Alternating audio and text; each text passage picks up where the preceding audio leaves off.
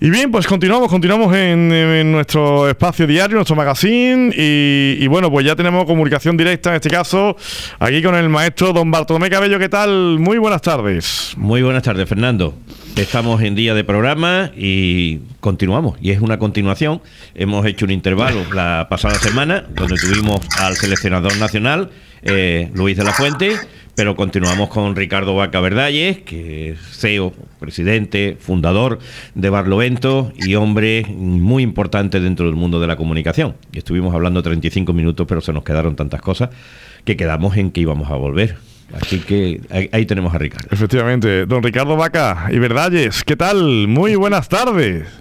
Muy buenas tardes, don Fernando. Que Ricardo, te das cuenta que tu nombre lo recuerdo bien, y no se me olvida jamás, ¿verdad? Pensaba que me ibas a llamar Ramón, pero no pasa nada. Hay una explicación. Hay que darle la explicación a nuestros oyentes. Cuando estábamos deletrejando, eran las tres letras iniciales de Ricardo Vaca Verdalles, y en lugar de decir, sabía que era Ricardo el nombre de él, pero que dijo Ramón, y de ahí que llevamos ya un rato con estas bromas. Ricardo, continuamos. Tuvimos la pasada semana, tuviste tú también boda, tuviste una serie de compromisos, y volvemos de nuevo porque se nos quedaron muchísimas cosas que contar de lo que fue tu etapa en Radio Triana, tu etapa en Rueda de Emisora Rato Andalucía, Cadena Rato Andalucía, primer director general de esta casa, de Onda Cero. Tenemos que contar muchas de las cosas, y tenemos que contar tu etapa también en Antena 3 Televisión hasta llegar a Barlovento, donde hoy ocupas ese puesto.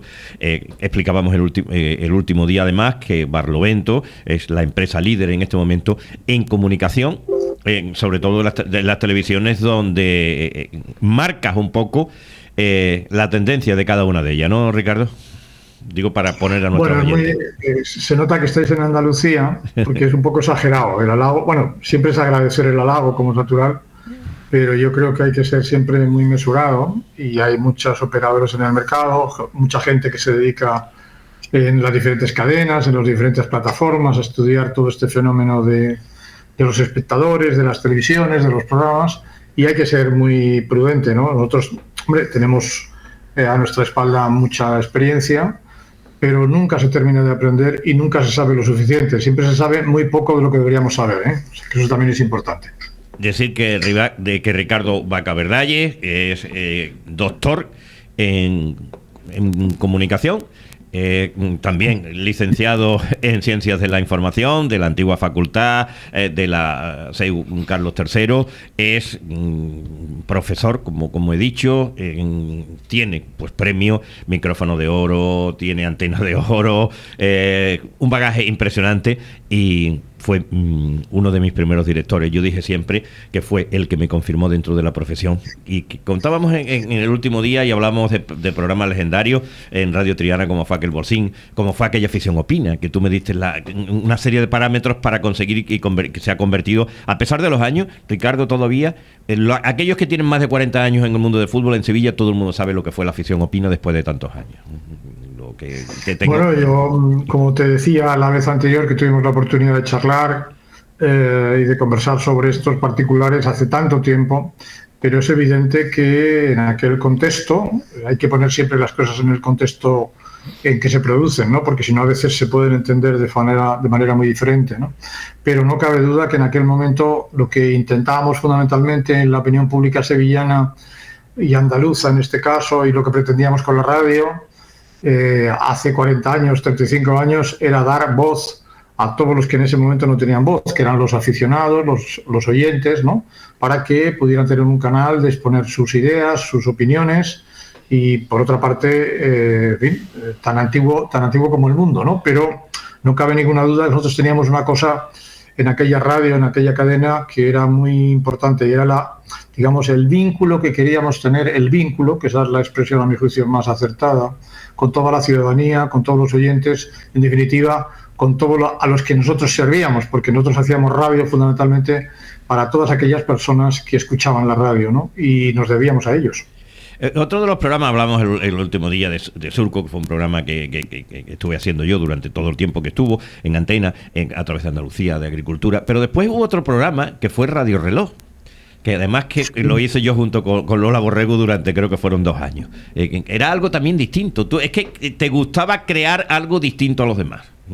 Bueno, vamos a ponerlo también en contexto. En ese sentido teníamos cosas específicas, pero ese formato fue, digamos, donde se fue creado, parece un poco, ahora mismo lo voy a decir y muy probablemente los oyentes van a pensar que estamos hablando del siglo XVII, pero ese formato de radio se creó en Cuba, y digamos aquí lo decía Radio España de Madrid hace muchos años, había otro protagonista de la radio, Alberto Domper, que era un hombre latinoamericano, y nosotros lo que hicimos fue adaptar todo eso de alguna forma por multitud de razones. Primero, por servicio, segundo, por costes económicos, y tercero, por ofrecer una alternativa diferente a los diferentes programas informativos que había en ese momento, ¿no? Pero con nuestra especificidad, con nuestro toque, con nuestra personalidad, con nuestra manera de hacer, y al final, como es lógico, pues todo eso nos ofrece un producto diferente, ¿no? Pero hay que dejar constancia de ello, sí. Me tocó hacerlo durante 2 años en Radio Triana.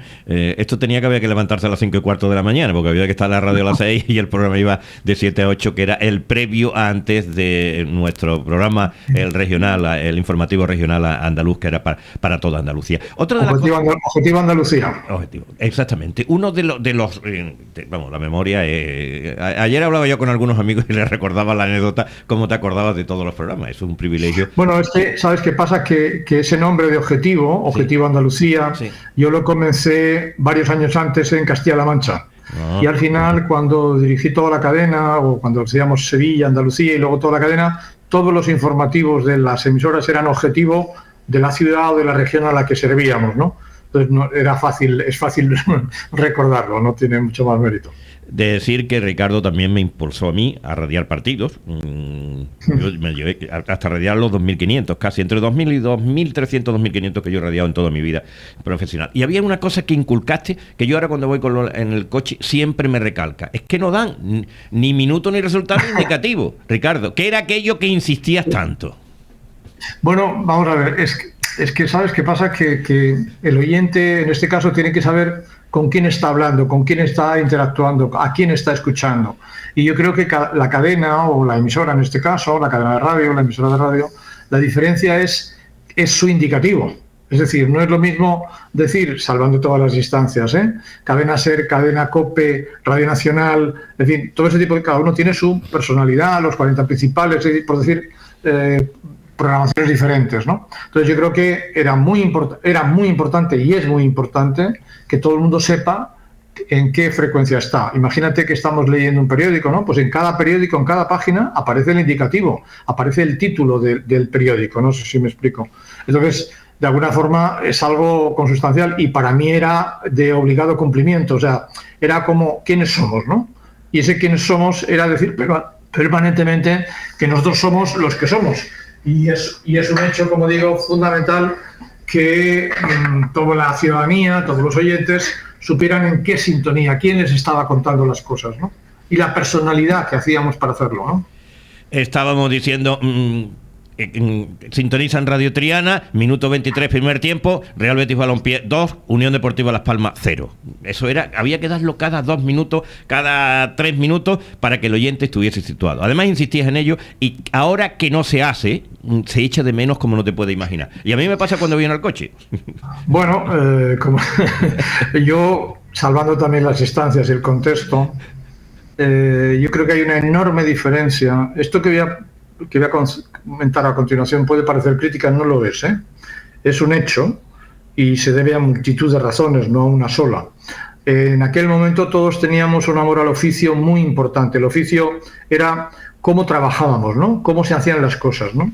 Y ahora el problema que hay es que muchas veces ese cómo se hacen las cosas, digamos, por parte de las empresas de comunicación, no siempre existen y por lo tanto hace falta siempre una escuela, ¿no? Decía Felipe González hace mucho tiempo que siempre somos reos y de un caballo blanco que nos lleva. Es decir, siempre necesitamos a alguien que nos ayude, ¿no? Siempre necesitamos a alguien que nos diga cómo hacer las cosas. El primer día que conduces un coche tienes que tener al lado el profesor que te va diciendo, pues esto es meter primera, segunda, el embrague, ahora paras, ahora no sé qué, en fin, las señales. En definitiva, todos necesitamos aprender. Y mi impresión personal ahora, o escuchando como con el paso del tiempo y como tú estás mismo comentando, Bartolomé, que hace falta, digamos, el amor al oficio. El amor al oficio es cómo se hacen las cosas, ¿no? Es como si estuviéramos escribiendo y es poner el sujeto, el verbo y el complemento, ¿no? Es decir, saber escribir, la gramática de saber escribir, la gramática de saber hacer radio. Y esto, evidentemente, en aquel momento yo lo aprendí de mis antiguos. Yo me eduqué con la radio y, por lo tanto, para mí era un hecho natural. Es decir, yo he tenido esa suerte y, además, como es lógico, soy vocacional de la radio. Entonces, era sencillo, no era nada complicado. Ahora lo que yo percilo, lo que yo percibo, lo que siento y lo que a veces echo mucho de menos es que los profesionales jóvenes precisan de ayuda y no sé si esa ayuda la tienen en sus respectivas empresas. Ahí está. En el último programa que iniciábamos y hablando de cómo era la radio, nos empezaste hablando de Basilio Rogado como director de la 25, de Luis Rodríguez Olivares como todo era aquello. Pero después, cuando tú llegas, tú has tenido en esta cadena, es un poco contar el origen de Onda Cero. Y estamos contando desde que se inicia, cuando tú tenías que lidiar muchas veces con don Ramón Padre y don Ramón Hijo, ¿no? Bueno, la propiedad de la cadena Rato era de la familia Rato, de Rato Figueredo, y por lo tanto ellos eran los dueños y, como es natural, yo era un directivo y luego el primer ejecutivo de la empresa y, como es natural, tenía que dar, digamos, razón fundamental de mi gestión. Eso es natural también, ¿no? Por otra parte, cuando se formula, es decir, cuando la familia Rato decide vender la empresa, se vende a la Organización Nacional de Ciegos, ¿no? Sí. Y ahí, como es lógico, se produce un intervalo de 9 meses, aproximadamente 8 o 9 meses, en las cuales se va gestionando cómo va a ser la nueva cadena, ¿no? Y hace 1 año y medio, 2 años y pico, cuando se cumplió los 40 años o 30 años ya de Onda Cero, tuvieron la gentileza, digamos, Carlos Ansina, de poner un trocito de mi intervención en el discurso inaugural de la propia cadena, como director general de Onda Cero, para entendernos, ¿no? Uh-huh. Y, como es lógico y natural, eso comienza con todas las emisoras que se suman, las 70 y tantas emisoras de la cadena Rato antiguamente, con 10 o 15 emisoras de Radio Amanecer, que eran las que tenían antiguamente la propia Organización Nacional de Ciegos, más otras que se compran, y todo eso, todas esas emisoras, como 110, es lo que constituye el inicio de la cadena Onda Cero, ¿no? Es decir, que Onda Cero Radio, inicialmente el nombre iba a ser Onda Cero y a mí no me gustaba mucho. Hoy evidentemente está consolidadísimo y no tiene ninguna vuelta de hoja, es así. Pero en aquel momento a mí el nombre no me terminaba de llenar y tuve que comentar, y afortunadamente me hicieron caso, que a ese Onda Cero le añadiéramos, aunque hoy el Onda Cero todo el mundo lo conoce, pero el indicativo real es Onda Cero Radio, ¿no? Y el radio y el color verde era el que tenía la cadena Rato, aunque el color verde que Mariscal puso, porque Mariscal es el que hace el logotipo. Sí, el gran Mariscal. Exacto. Pero es un poquito más oscuro del que teníamos nosotros, pero, insisto, yo de alguna forma creo que fui, por lo menos, promocionador de ese color verde y de añadir el concepto de radio al nombre de la cadena, ¿eh? Lo tenemos ahí enfrente, lo tengo ahí, está 11, que si divide la primera parte es 11, Rado. Sí. Claro, eso sí que se hizo en aquel momento. Tengo una imagen, Ricardo, el día que yo era entonces presidente del Comité Intercentro. Estábamos en Madrid y fuimos a la 11, a la dirección, a la casa central de la 11 en Madrid. Y me acuerdo que entramos en el estudio y Miguel Durán iba agarrado a tu brazo. Y cuando entró te dijo: Ricardo, enciende la luz que está a la derecha. No se me olvidarán esas palabras, Ricardo, de aquel día, que fue el primer contacto que tuvimos nosotros con Onda Cero. Pero antes de llegar a esa Onda Cero, el otro día hablábamos un poco por encima, pero vamos a contar cómo fue aquello. Era difícil, ¿no? Porque en aquel tiempo ya se había creado Antena 3 Radios, estaban casi consolidados, y tú tenías que aprovechar una serie de emisoras que muchas de ellas venían y estaban vinculadas, asociadas al hacer grandes emisoras. En Onda Media, como Cádiz, Almería, eran emisoras que venían, más otras emisoras que habían concedido y que empezaron a funcionar en el año 83. ¿Cómo era aquello? Bueno, vamos a ver, como he dicho antes, es muy importante ponernos los zapatos de 1990, ¿no? Que es cuando esto se produce, ¿no? Cuando hablamos ahora en el 2024 sobre... Bueno, quizás antes, Ricardo, quizás estemos hablando de 83, 84, ¿eh?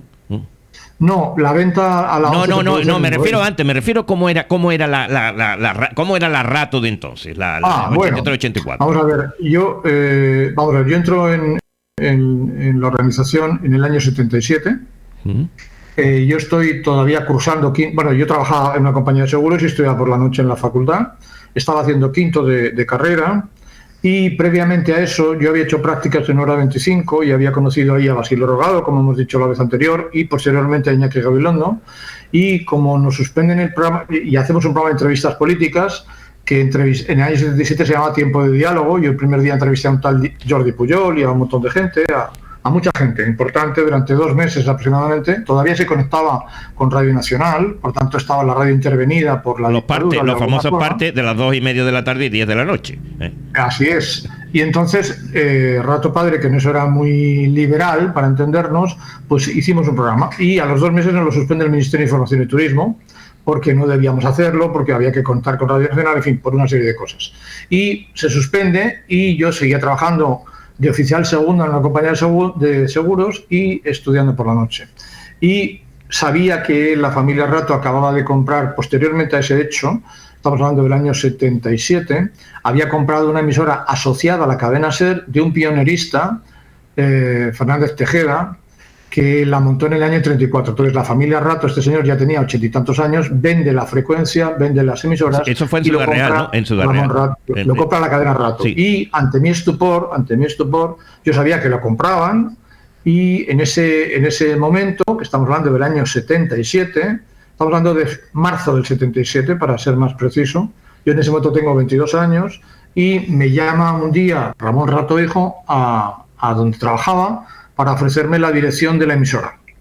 Y evidentemente yo empecé a dirigir Radio Ciudad Real el 4 de mayo de 1977. Y un mes y medio después, eran las primeras elecciones democráticas, ¿no? La del 14 de junio del 77. Por tanto, tuve el honor y la suerte de ser una generación de la transición, muy joven y con unas ansias importantes de cambio político en nuestro país, y tuve esa suerte, ¿no? Y posteriormente, digamos, aquello salió muy bien, montamos la 7ª emisora en FM, cuando todavía en estereofonía no emitían casi ninguna en España. Hablamos de Ciudad Real, después me mandan a Toledo, donde estoy 4 años, montamos una emisora maravillosa como era Radio Toledo, montamos los primeros informativos regionales con Objetivo Castilla-La Mancha, como comentábamos antes, con ese nombre de Objetivo, y a continuación el nombre de la región o de la ciudad. Y posteriormente, en el año 83, Ramón Rato Hijo me dice que necesito ayudarles en Sevilla porque la emisora no termina de despegar, en fin, por la razón que fuere, y ahí llegué, y ahí es donde nos conocimos. Yo te conocí un 24 de julio de 1984. Te había conocido antes un día en el campo del Sevilla, en el Betis, en la cabina que tú fuiste allá. Sí, yo iba todos los domingos, o bien al campo del Betis o al campo del Sevilla. Sí. Y ahí te conocí, pero bueno, cuando llega el momento de ficharme, yo estaba entonces en Radio Nacional, recibo un día una llamada, ¿me puedes decir el nombre del locutor que está hablando? Era yo, y eras tú el que habías llamado. Y al ratito me citas en el Hotel América, en la cafetería del Hotel América. Eran las 5 de la tarde, 5 o 6 de la tarde. Y un poquito de calor, un poquito de calor, imagínate. Y me dijiste que me quería fichar. Y yo te dije que yo me quería ir porque a mí lo que me gustaba era la radio local. Hablamos muy poquito, me dijiste que me respetaba el mismo sueldo, que al año hablaríamos, al año casi me duplicaste el sueldo. Te lo digo todo. Bueno, yo intenté cumplir mi palabra, ¿no? Que yo creo que es lo más importante. Totalmente, Ricardo. Hicimos una radio extraordinaria, hicimos junto con un grupo de gente que estaba ahí, que hablábamos de Juan José Borrabá, hablábamos de Mercedes Franco, de Paco Gamero, de Maripaz Oliver, de Andrés Gotor, sí que era gente que estábamos con una edad, lógicamente, teníamos entonces. Bueno, muchos de ellos, Esperanza Torres, han recalado como natural, posteriormente Esperanza, se nos quedaba Canal Sur, ¿no? Sí, todo. No, muchísimos de ellos han terminado trabajando en Canal Sur o Mercedes Franco. Yo creo que fue una muy bonita cantera, y éramos muy jóvenes también, lo cual parece una bobada, pero siendo muy joven te facilita mucho la tarea, ¿eh? Sí, porque estaba todo el camino por hacer, la gente no tiene dobleces, tiene una vida mucho más sencilla, mucho más espontánea, menos complicada. Cuando coges una persona ahora mismo de 45 o 50 años, tiene una vida hecha, una personalidad hecha,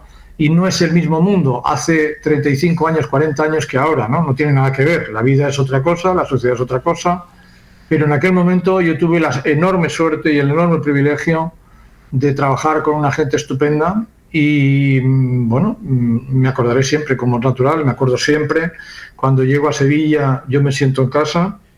En fin, fui muy feliz. Y cuando nos vemos, y además quedamos a comer muchas veces todo el grupo, es decir, que seguimos manteniendo un contacto de lo que fueron aquellos años. Me comentabas antes lo que era aquello, lo que era la familia Rato Llega y en un principio pues quería hacer una cadena, ¿no? Era difícil. Bueno, lo que pasa es que, si me permites, ahí hay un tema muy importante. Cuando yo entro en la organización en el 77, las emisoras, bueno, las ondas medias que estaban conectadas a SER, pues tenían una programación nacional muy importante y tenían unas horas locales. El resto de emisoras normalmente eran todas locales, todas. Y había muy poca otra tipo de programación.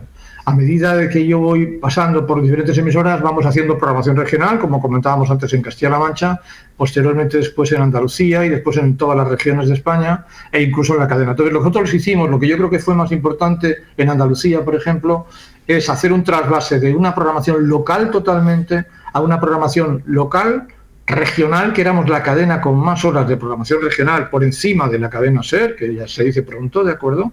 Con una infraestructura mucho mejor que la nuestra y con una experiencia y audiencia más importante que la nuestra en ese momento, y evidentemente luego una parte nacional. Y cuando llego a la dirección general de la cadena Rato y Onda Cero, eso ya está consolidado como cuarta cadena del país, después de SER, COPE y Onda Cero y Radio Nacional, como digo, de COPE, SER y Antena 3, perdón, y evidentemente esa estructura de programación, lo más importante que hicimos fue esa transformación de lo local a una aglutinante, a una armonía entre el local, regional, donde era nuestra propia especificidad, y también nacional, en menor medida, pero también nacional. Eso yo creo que fue el mayor éxito de estructura, de posicionamiento estratégico de la cadena. E igual que, como decía Manuel Martín Ferrán, uno de mis maestros, había dos maneras de obtener rentabilidad en la radio, a través de la publicidad nacional y a través de la publicidad local. Nosotros en publicidad local, esto puede parecer un poco baladí, pero en aquel momento las emisoras que teníamos, en las 70 emisoras que teníamos 25.000 clientes locales en toda España. Y entonces son palabras mayores, ¿no? Entonces, en ese sentido teníamos una estructura de funcionamiento, de posicionamiento estratégico de empresa muy particular, muy específico. Y, como digo, el gran éxito, si se puede decir éxito, la gran transformación, quizás sea más correcto decir así, fue pasar de una emisora absolutamente local, que no emitía todas las horas, a una programación de 24 horas donde había una conjunción y una armonía entre lo local, entre lo regional y entre lo nacional, hasta el punto de que al principio todas las emisoras, por ejemplo, en Granada era Radio Genil, en Sevilla era Radio Triana, en Huelva era Radio Rocío y así sucesivamente. Bueno, pues cada una de ellas eran reinos de taifas, no sé si me explico. Sí, decir, yo, esta es mi emisora, yo hago lo que quiero y yo voy a hacer lo que quiero. Entonces, de ese paso a hacer una cadena hay un abismo muy importante que nosotros tuvimos la suerte de hacer, con mucho trabajo, con mucha ilusión, con mucho argumento, con mucha razón de vida, y que no fue fácil tampoco, por cuanto que, como es lógico, cuando uno tiene toda la independencia para hacer durante 18, 20 o 24 horas diarias tu programación, y en ese momento ya no tienes que hacer 18 o 24 horas diarias de programación, sino que te tocan hacer 6, 8 o las que fueren, pues claro, es como cuando a uno le están quitando algo, que no era tal, porque nosotros lo que teníamos que hacer fundamentalmente era una cadena de radio y no emisoras locales sin vinculación unas con otras, ¿no?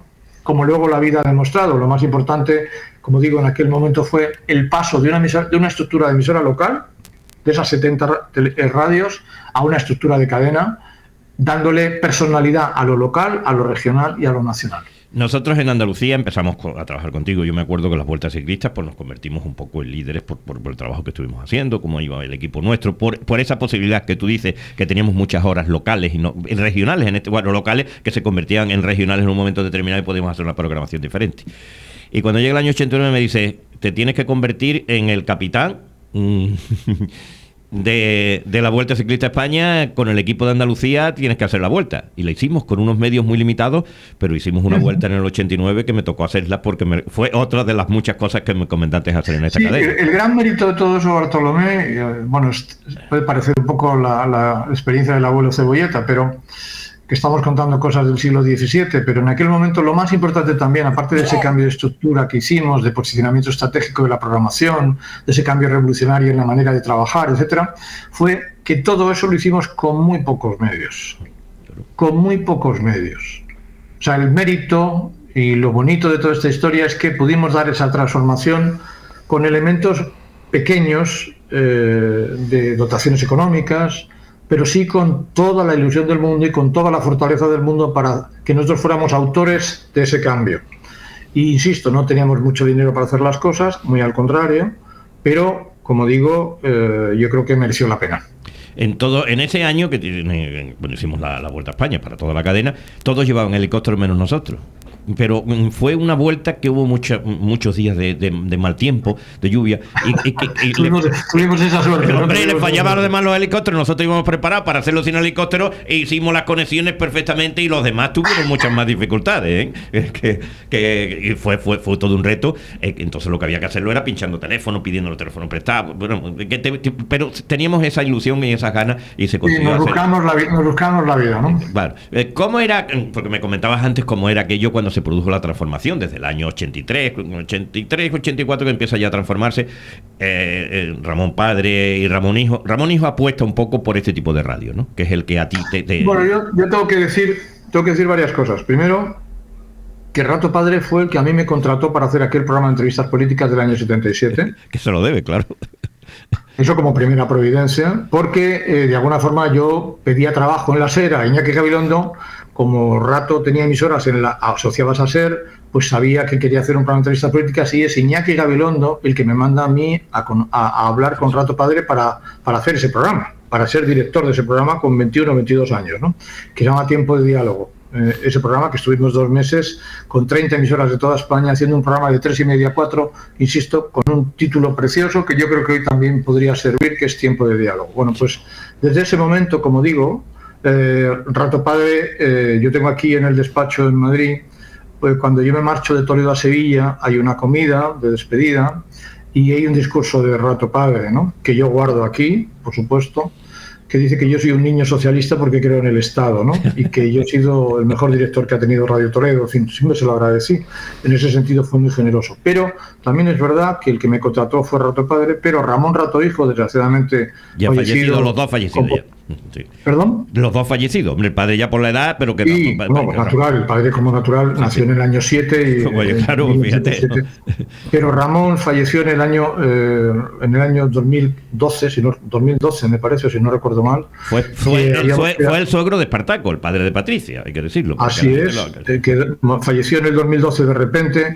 Habíamos hablado yo estaba en Chile intentando montar Barlovento Comunicación en Chile, habíamos hablado desde Chile para vernos una vez que yo regresara y desgraciadamente mientras yo volaba de Chile a España, Ramón fallece de repente y yo me entero en cuanto aterrizo en Madrid, bueno, cuando me lo dice, me llama su nieta para decírmelo. Conmigo se ha portado siempre maravillosamente bien, yo he tenido un trabajo con él excepcional, independientemente de que teníamos ideas políticas diferentes o no iguales, evidentemente, pero siempre me dejó trabajar, siempre confió en mí, siempre me dio margen y me enseñó también muchas cosas. Entonces yo también le quiero rendir tributo a Ramón Rato Figaredo, porque conmigo se portó francamente bien. Es eso lo que decía antes un poco Felipe González, ¿no? Siempre necesitas un caballo blanco que te lleve. Y en este sentido Rato Padre me contrató, pero el que de alguna forma con el que yo trabajaba diariamente era con Ramón Rato Hijo, ¿no? Y en ese sentido lo agradeceré siempre. Rodrigo no intervenía casi prácticamente. Muy poco. Cuando yo empiezo a hacer el programa de entrevistas políticas, Rodrigo Rato Figaredo estaba estudiando en Berkeley. De hecho, yo en la estructura, digamos, en las dependencias, en la sede social que tenían en Madrid, yo, digamos, me dan para trabajar el despacho de Rodrigo Rato porque él estaba en Berkeley, en California, ¿no? Y evidentemente era muy jovencito, pero prácticamente no intervenía en las razones de la radio. Sí que era miembro, como es lógico, del Consejo de Administración. Y opinaba, como es natural, cuando daba el caso, pero en la labor diaria prácticamente no teníamos contacto, ¿no? Ni muchísimo menos. ¿Qué podemos contar de aquellas negociaciones con la ONCE, que tuvo dos partes, hasta donde se pueda contar? Bueno, yo creo que yo podría contar muchas cosas. Hasta donde se pueda contar, te he dicho, Ricardo. Bueno, yo creo que hay un instante determinado que Rato Padre considera que ya, bueno, pues que su tiempo ha acabado y que tiene que, bueno, su hijo Rodrigo está en política, Ramón tal y no sé qué. Bueno, llegan otros tiempos de una mayor exigencia de dotaciones económicas y demás. Y yo creo que él considera de manera unilateral que es el momento de vender sus emisoras, ¿no? Y eso ocurre en el año 89, en octubre. Hay un proceso de 4, 5, 6 meses de mucha pelea entre la propiedad de Rato y la propiedad de ONCE, porque se ha firmado un papel o no se ha firmado un papel, en fin, en definitiva, de temas jurídicos, para entendernos, sobre los acuerdos y demás.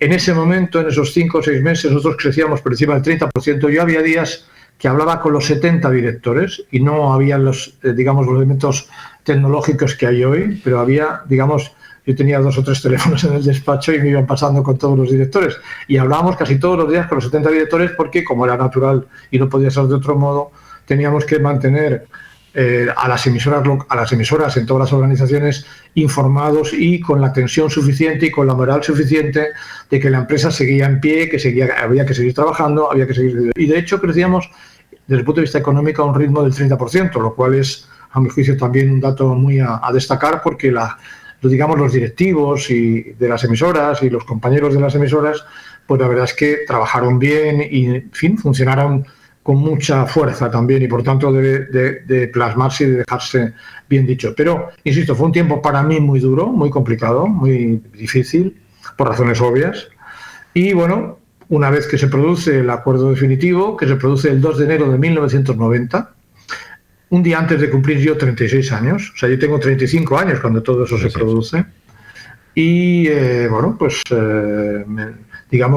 yo hago mi primer contrato con Miguel Durán como director general de la cadena y funcionamos. Y hubo un momento determinado, al final del año, que me exigían poner a alguna persona entre medias, entre el Consejo de Administración y la Dirección General. Yo no estuve de acuerdo y, como no llegamos a un acuerdo, pues como es lógico, rescindimos el contrato y me fui a mi casa. ¿Cómo era Miguel Durán? ¿Era difícil? No, conmigo fue agradable. Yo tampoco tuve un trato excesivo, ni muchísimo menos, pero sí que es verdad que, en fin, conmigo fue agradable. Insisto, yo tengo un contrato, y lo guardo como es natural, un contrato firmado como director general de Onda Cero, para entendernos, o de Cadena Rato, para entendernos, pero ya con la nueva sociedad, Uniprex, que es como se llamaba jurídicamente. Y se sigue llamando todavía. Sí, se sigue llamando. Y tenía un contrato, de director general de la compañía, con una serie de obligaciones, y que por eso me sirvió a mí para decir que no estaba de acuerdo en lo que querían hacer, y por lo tanto, como es natural, pues yo no iba a hacer una cosa que teníamos escrita de manera diferente. Pero bueno, yo creo que fue todo de una manera correcta, como es lógico, y me ofrecieron algunas cosas para continuar dentro de la ONCE, yo dije que no, y bueno, pues fue el momento de separar caminos y llegamos a un acuerdo y cada uno a su sitio y ya está. Durante esos años me ofreciste, me acuerdo que me llamaste al despacho, me ofreciste la dirección para irme a Valencia. Alcira, sí. Sagunto, 3 o 4 emisoras.